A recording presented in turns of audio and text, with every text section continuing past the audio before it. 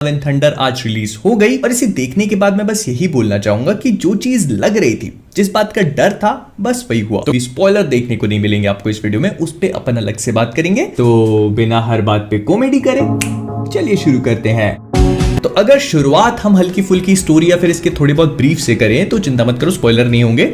Movie में वही सब कुछ है जो हमें ट्रेलर में दिखाया गया है। मतलब गॉर द गॉड बुचर एक ऐसा विलन है जो गॉड्स को स्ले करने और उनको मौत देने का काम कर रहा है, और हमारा गॉड ऑफ थंडर थॉर उसके रास्ते में आ खड़ा हुआ। एंड गॉर एक पावरफुल विलन होगा, लेकिन हमारा थॉर अकेला नहीं है, क्योंकि इसमें उसका साथ देने के लिए जेन फॉस्टर, वैल्करी, कॉर्क और बाकी कुछ लोग भी हैं जो आपको मूवी देखकर ही समझ में आएगा। तो जो चीज मैंने थोड़ी देर पहले बोली ना कि जो ट्रेलर में हमने देखा, ये पिक्चर भी हमको वही सब कुछ दिखा देती है, तो हाँ वैसी कुछ है। मतलब ट्रेलर में आपको अगर happy happy comedy comedy funny funny vibes आ रही थी, तो ये पूरी पिक्चर में आपको वही फील होता है।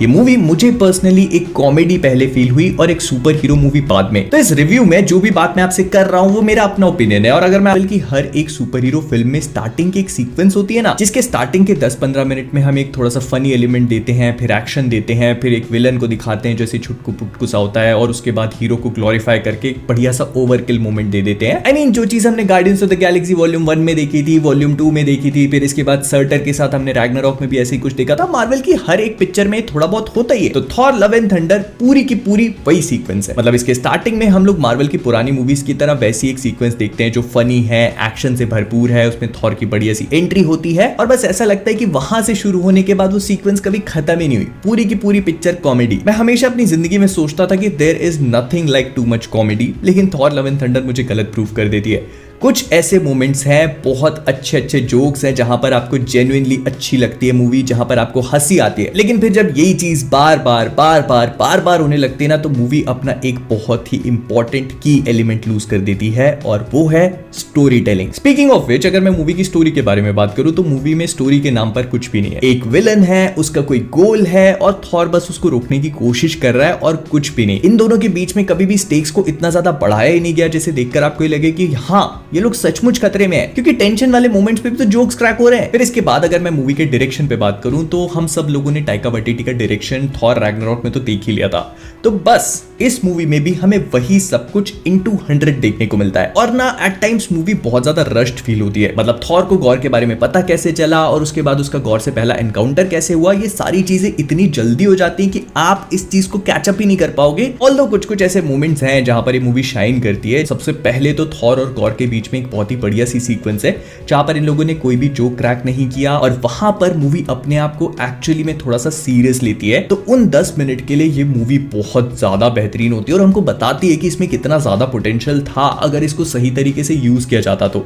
लेकिन फिर उसके बाद वापस वही कॉमेडी स्टार्ट हो जाती है, तो आप वहीं पहुंच जाते हो जहां से शुरू किया था। फिर इसके बाद अगर मैं कैरेक्टर्स पे बात करूं तो थॉर, मतलब क्रिस हेम्सवर्थ का थॉर इतना सब कुछ देख चुका है, इतना सब कुछ लूज कर चुका है, तो ये मूवी उस चीज को एक्सेप्ट करती है। लेकिन उसके बाद जिस तरीके से उसका कैरेक्टर बिहेव करता है, तो वो बिल्कुल भी जस्टिफाइड फील नहीं होता। हालांकि कुछ ऐसी सीक्वेंसेस हैं जहां पर उसका कैरेक्टर सीरियस होता है, टेंस होता है, लेकिन उसी सीरियस मोमेंट के अगले ही सेकंड वो कोई ऐसा सरप्राइजिंग सा जोक आपको वहां पे दे देगा कि आपको ये लगने लगता है कि थॉर का कैरेक्टर इतना डम कैसे हो गया। फिर इसके बाद इस मूवी में एक और नई थॉर दिखाई गई है जो हमारी जेन फॉस्टर है। तो नैटली पोर्टमैन ने इस रोल को बहुत ही बढ़िया तरीके से प्ले किया है। मतलब उन्होंने लिटरली इस रोल के लिए थोड़ी ऐसे थॉर वाली बॉडी वॉडी बनाई है, और उनके जितने भी एक्शन सीक्वेंसेस हैं, इमोशनल सीक्वेंसेस हैं, वो बहुत ज्यादा हार्ड हिट करती है आपको। लेकिन जिस कैरेक्टर के बारे में मैं बात करना चाहता हूं वो है क्रिश्चियन बेल का गॉर द गॉड बुचर। अब मैं पहले भी इस बारे में बात कर चुका हूं कि गॉर को लेकर मैं कितना एक्साइटेड था, और कहीं ना कहीं मैं इस बात को जानता भी था कि क्रिश्चियन बेल इस रोल को जस्टिस करेंगे। तो उन्होंने ये मूवी में किया भी है। मतलब बहुत ही आसानी से गॉर इस मूवी का सबसे बेस्ट पार्ट है। जहां जहां भी वो आता है, जिस भी सीन में वो एक भी डायलॉग बोलता है, तो मूवी अपने आप ही इंटरेस्टिंग सी लगने लगती है। एंड जो चीज हम लोग सोच रहे थे, तो क्रिश्चियन बेल ने यहां पर भी वही अमेरिकन साइको वाली वाइब्स प्रोड्यूस करी है। तो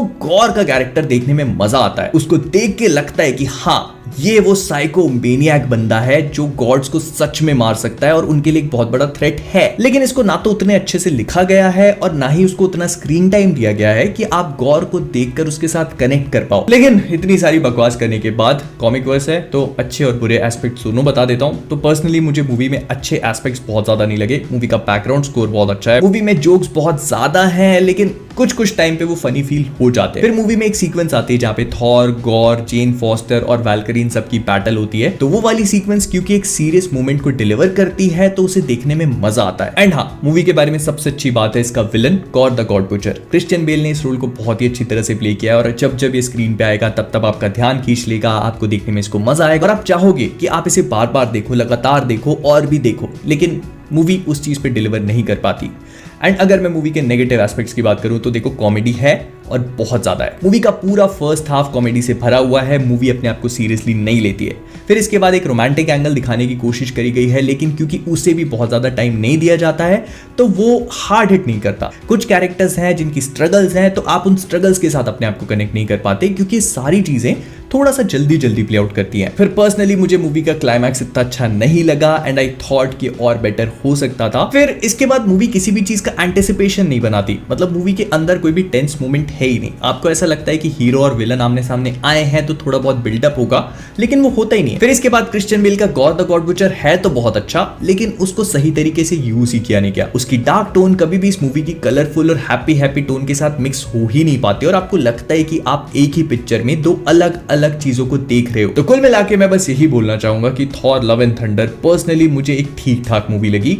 मार्वल स्टूडियोज ने पिछले कुछ सालों में अपना बार इतना हाई रेस कर दिया है कि अगर आप इस मूवी को डिसअपॉइंटमेंट एक्सपेक्ट करके भी देखने जाते हो ना, तो भी आप कहीं ना कहीं डिसअपॉइंटेड ही लौटते हो। और बात सिर्फ कॉमिक बुक्स की नहीं है। जिन लोगों ने कॉमिक बुक्स नहीं भी पढ़ी हैं वो भी इस बात को समझ पाएंगे कि मूवी का विलन कितना डार्क है। और अगर आपकी बाकी मूवी कलरफुल, वाइब्रेंट और ऐसी हैप्पी हैप्पी खुशमिजाज लगेगी तो कोई भी उसको कभी भी सीरियसली लेगा ही नहीं। तो मेरा पर्सनल ओपिनियन बस यही रहेगा कि अगर आप इसको देखने भी जाते हो तो बहुत लो एक्सपेक्टेशंस के साथ जाना और ये सोच लेना अपने दिमाग में कि ये कॉमेडी मूवी है। रोमांटिक कॉमेडी मूवी हमें देखने को मिलेगी, एक सुपर हीरो एक्शन मूवी नहीं। तो विद दैट बीइंग सेड हम लोग इस वीडियो को यहीं पर रैप अप करेंगे। अगर आपको वीडियो पसंद आओ तो लाइक कर देना, शेयर कर देना। वैसे